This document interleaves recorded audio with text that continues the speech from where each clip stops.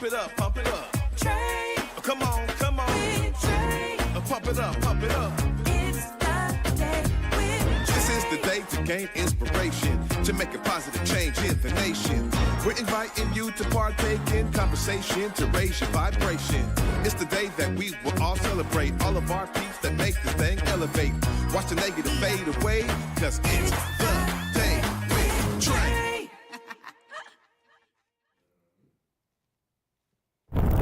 Grand Rising, everyone. Welcome to the Day with Trae. I'm your host, Trae Holiday. I get to welcome you to a terrific Tuesday, also a real laid-back Tuesday. You see, I'm just really vibing in this chair today, but I'm also really grateful for my guest who's in the building, Shelley Washington, a stager who is here for the upper room, in the upper room at PNB. Really excited that she is here joining me to talk about her career and how she's bringing her expertise to Pacific Northwest Ballet. So I'm really grateful that she's here. I get to talk to her after the break, but y'all know that this is the best time for me to talk directly to you. This is where you help us grow by sharing this show with others who you feel could benefit from our daily dose of dopeness we give you on the Day with Trae.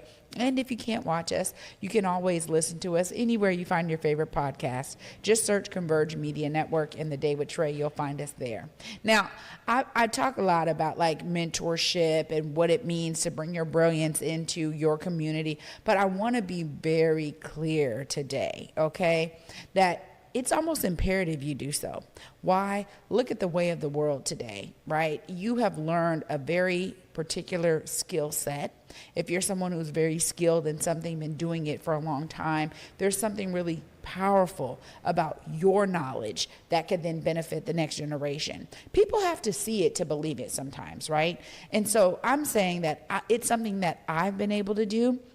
But now I'm already thinking about how do I showcase that to other folks? How do I bring interns in to the Day with Trae so they can experience exactly how we produce a show like this, so they can be inspired to be the next one to do their own show in a similar vein, documenting our current time so that we can always have them for years to come, right?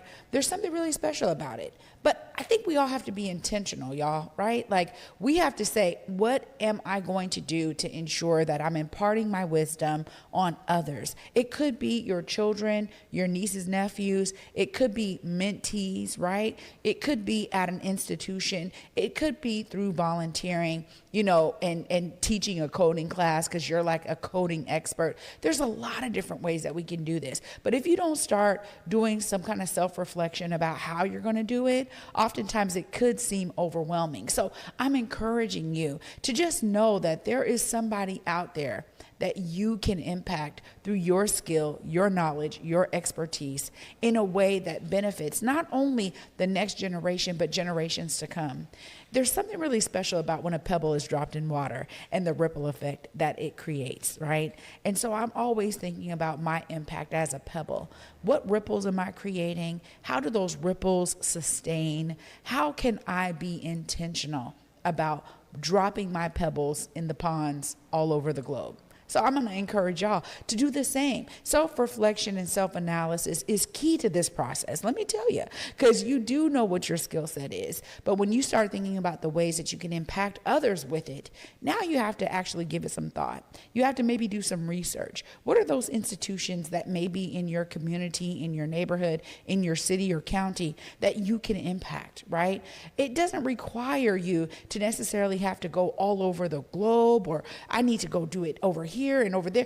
There might be some very specific ways and direct pathways that are well within your neighborhood, your city, your county maybe, right? So I'm just encouraging you to be very thoughtful. Do that self-analysis so that your expertise can benefit others. And I promise you, y'all know I'm always saying it all the time, but we'll all be better for it. Well, after this short break, up next, we got Shelley Washington in the building, and we're going to chill, laid back, and talk all about her amazing expertise and how she is dropping her pebbles in ponds all over the globe. You don't want to miss this. Stay tuned. You're watching The Day with Trae. Well, on Fox Face Off, we tell the raw, unadulterated truth. Fox Soul Face Off We are given the platform here with no fear. always comes out swinging. We should be saying, hey, Stop shooting and killing people. Nothing held back. They wanted black hip-hop moguls and artists to continue the feud. No punches pulled. And Shut the neighbors, hell up. You And interrupt let me me all the speak to my time. people. Tune into the show where opinions collide. Fox Soul Face Off. New episodes weeknights at 9 or stream anytime on Fox Soul. In Seattle, it's more than just coffee. It's community. At the station, we brew more than just your favorite cup. We brew connection. From Beacon Hill to Columbia City, we're a space for artists, activists, and everyone in between. A place to gather, create, and simply be. Whether you need a quiet place to work, a lively spot to meet friends, or just a moment to unwind, find your place at the station. More than coffee, it's home. Visit us in Beacon Hill or Columbia City. The station, where community happens.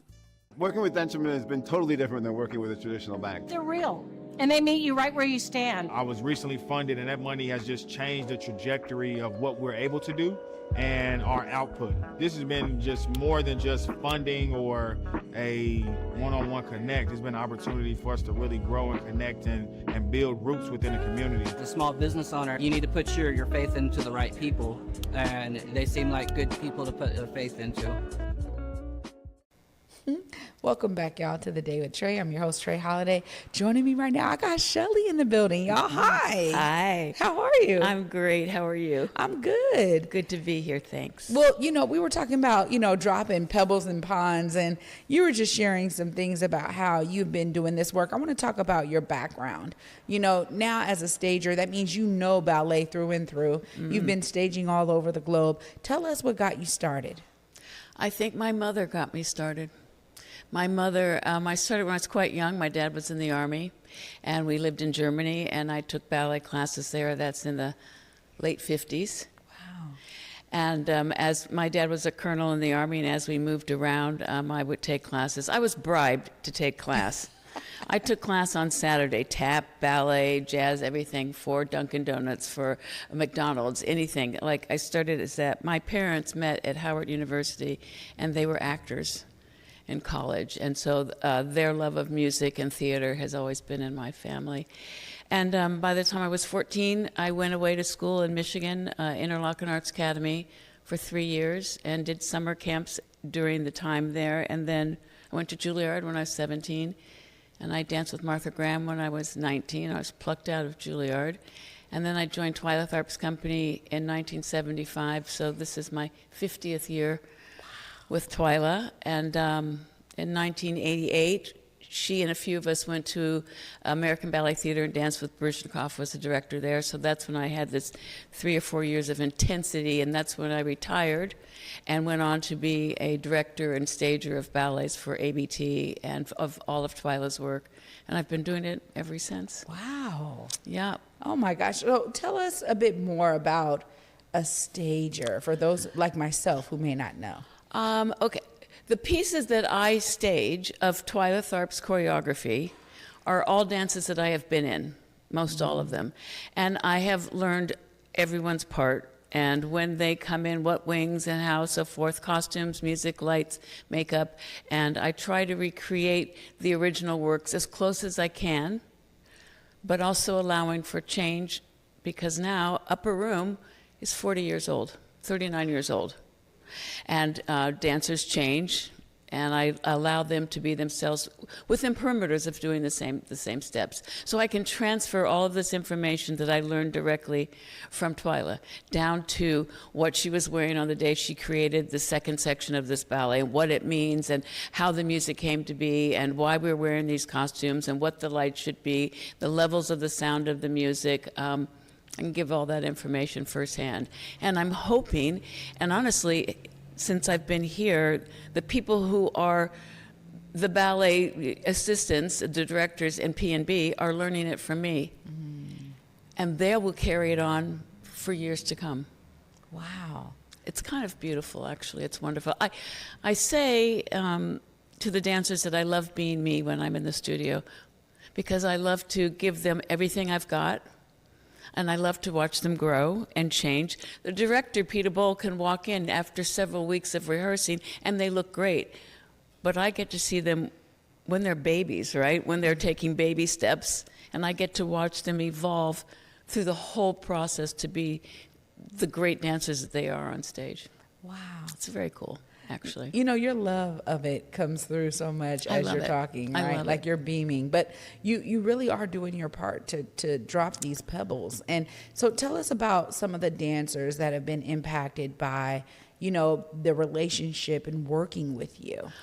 Well, first of all, I was just on the phone with Baryshnikov today, who called because I'm on his board of directors, and so I do a lot there. But it's the weekend, and I had one of the most beautiful texts from one of the principal dancers on yesterday, just thanking me for what I've been doing for the company. And I talked to them the other day about making mistakes. They apologize all the time. They make a mistake and they say, "I'm sorry." And I said, "Why are you sorry? It's okay to make mistakes. If you're wrong, then you should apologize. But if you make a mistake, that's the only way you can learn." We all make mistakes. We all have to fall to get up and walk and run and continue. So it's okay. That's what rehearsals are. And you learn from mistakes. And so he wrote me this beautiful, and I wrote back and said, "You know what, thank you. When I'm down, when I'm lonely, when I'm sad, when I question everything I'm doing, I'll read your text because it will give me the energy to keep going." And honestly, that's what happens in the studio. And I was talking to Twyla yesterday, and I said, "Twyla, in this world, I'm so happy to be in the studio because when I'm in the studio, it's where I should be, it's where they should be, and everything is great. It's outside the studio. Life is throwing all that stuff. The world is messed up. But in that building, in that room, what we are doing, creating art, is powerful. And without music, theater, dance, what are we? What is life without art? And everybody that is involved in art is a blessed human being, and we are blessed to be a part of this culture that we're striving to keep going right now.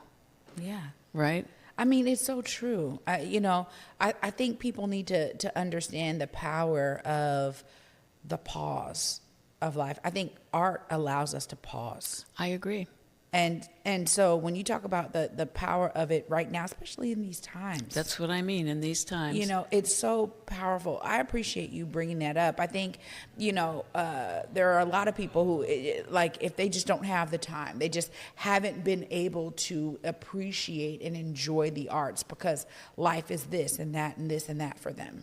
I always think about when I started really with my partnership with P&B, I would think about the single parent who's, has 2-3 jobs, catches the bus, all day to get to those 3 jobs, is still trying to find a way to just like spend some time with their children. And how do we make arts accessible for them? Like that was like we go into the character. communities and we educate the parents and we take these kids and we bring them here and we give them everything we've got. And the ones that want to be here will stay. But I think it's education. I really do. I'm forever grateful to my parents. I think about it. It was 1969. I left home. I was 14 years old, living in Michigan, to go pursue this thing. And I always say, when I went to Interlochen, first the music camp, and then for 3 years to school, it was the first time I felt I was with people that were just like me. And they weren't all black women. They were young people that had teachers, mentors, parents, someone that believed in them. We were different. We weren't the norm in our schools. We were seeking something different. We were musicians, we were dancers, we were actors, we were theater artists. And we were all seeking the same thing, and we were all not afraid at that time to leave and go and make another whole community. And that's another thing I talked with the dancers and about a lot is community. That in these works, we're a community. We're only as good as everybody in the piece. It's not a solo, it's not a this, we work together. When you're on stage, you look at each other, you look at them. And when you're tired, you take the energy from them, and when you've got energy, you give it to them. It's a full-on commitment. It's trust. It's faith. My goodness, Shelley. I mean, I love it. I'm so into it. You know, I mean, you're just like, oh, you're just like, ooh, you're giving me energy and I'm receiving it. But also, I want to ask about, you know, you working with PNB and the intentionality that PNB has had to take to make sure that we had diversity represented on stage. I think it's something that I've been able to witness and experience. But you've been at ballet companies all over the globe. Tell us about your connection and relationship to PNB. Okay, well, PNB, the first time I came here to work with PNB was 2006. I've known Peter Boll, who is the director, for over 40 years. We danced, not together, but we danced at the same time in New York. He's one of my closest friends. I admire him very much. I think he's taken great chances, great opportunities, and very, very conscious of bringing diversity into the company. This is one of the most diverse ballet companies I have ever worked with. Wow. And I've been here many, many times. This is my third trip in the last year here. So I know the dancers. I respect the dancers. I love being in the room with the dancers. They know me. I think I'm at a time in my life where, I'm going to be 71 tomorrow. My goodness. And I haven't danced in over 30 years. But my career was so full that I felt like I could leave and come and do something else. And I've been doing it. And I think, like all of us, we get better as we get older. And I'm not attached to the roles. I love to see people take the challenge and be themselves and not us. And I commend this company. They are wonderful together. It's infectious, actually, the energy in the room.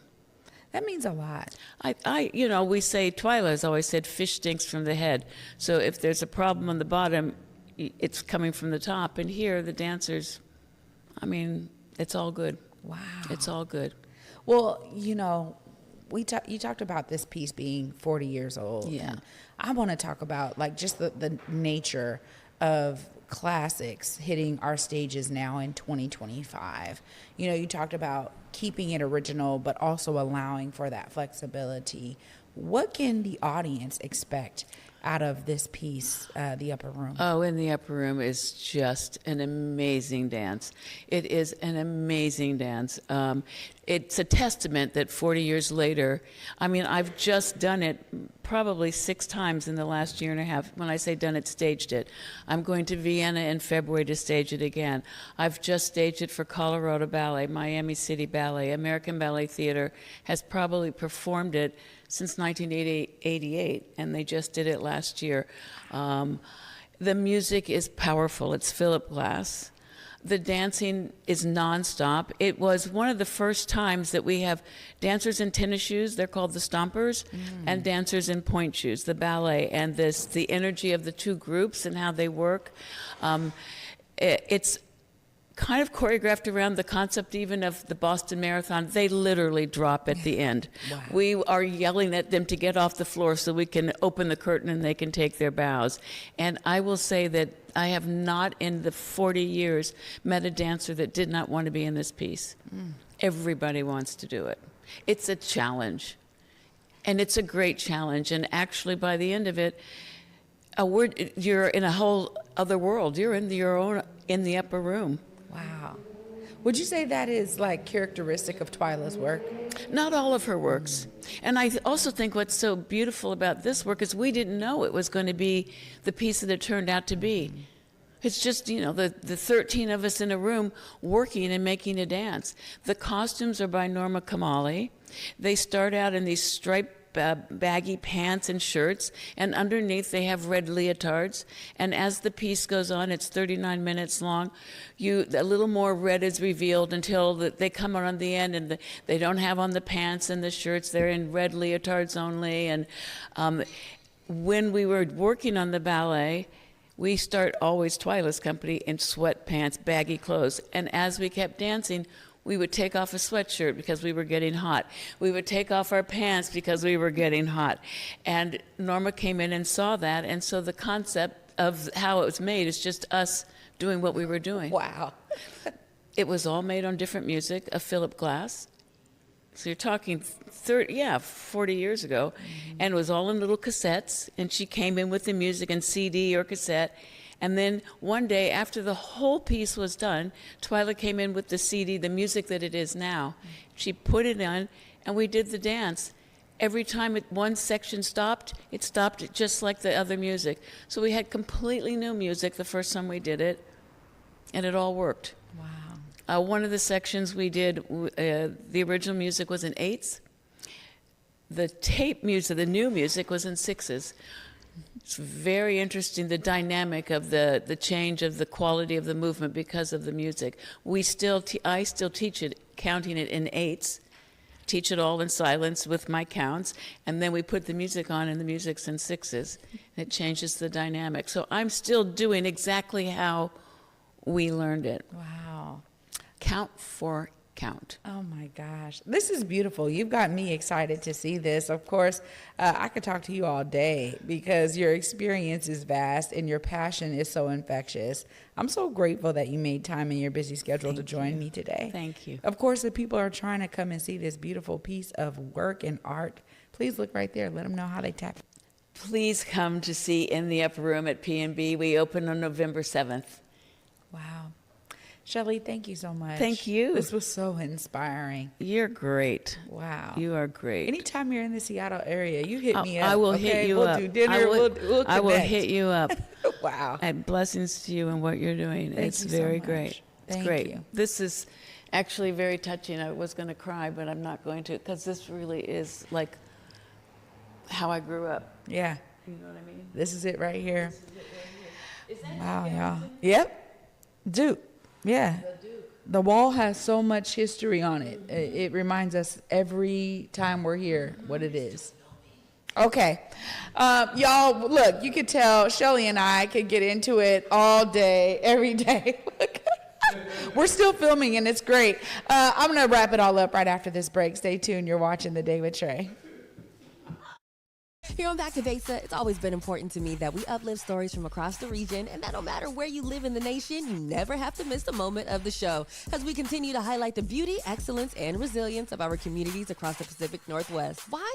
Because representation matters. So no matter where you live, be it the Central District or Centralia, Portland or Pullman, or anywhere across the country, I encourage you to join me on this Back to Basa journey by downloading the free Fox Local app on your phone or smart TV as we continue to elevate the very best in our communities.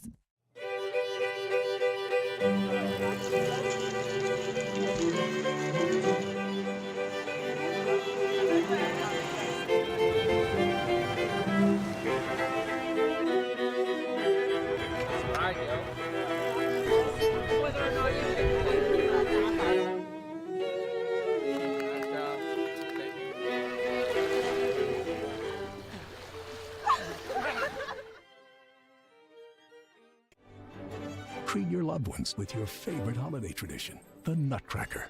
Performed by P&B's incredible company of dancers to the live magic of the P&B Orchestra at Seattle Center's McCaw Hall. For tickets, visit pnb.org. Powerful sentiments, live musical performances, and soul food are all reasons you should grab your tickets to the annual Reparations, a Party for the People Gala on Saturday, November 8th. This year, we're celebrating wins for reparations and setting a powerful vision for the year ahead. We can't wait to see you there. Wow, y'all. You know, it's not every day that I have someone here who's just so knowledgeable about what they're sharing. Huge shout out to Shelley Washington for being here today, and huge shout out to PNB for connecting, being intentional about their diversity. To hear it from someone who is staging work all over the globe, it's a beautiful thing to understand what we actually have here in the Pacific Northwest. And I'm encouraging y'all, if you haven't experienced the amazing talent at PNB, please make sure you tap in for In the Upper Room starting on Friday, November 7th. This is definitely a piece that you want to make sure you come and see, y'all. And I'm going to tell you right now that I have become such a fan, not only because of my partnership, obviously, and the great people I get to connect with at PNB, but because of what Shelley shared. You know, this is something that starts at the top. It is infectious. It is driven by all of the dancers who are there. And clearly, this amazing classic in the upper room is something we all can be inspired by, to bring something that is 40 years old to a stage today and keep it so sharp, so fresh, so renewed. I'm looking forward to seeing it. I hope you are too. And I really hope that y'all are inspired by what Shelley shared as a true example of dropping her pebbles in ponds all over the globe. Y'all, I'm so grateful that y'all were here today. Of course, I'll be back with you tomorrow. Until then, at 11 a.m. Peace.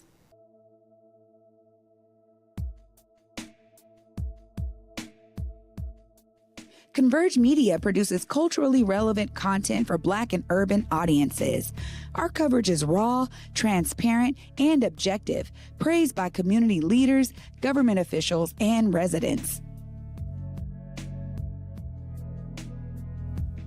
Support Converge Media today via Venmo, Cash App, or PayPal at Converge Media.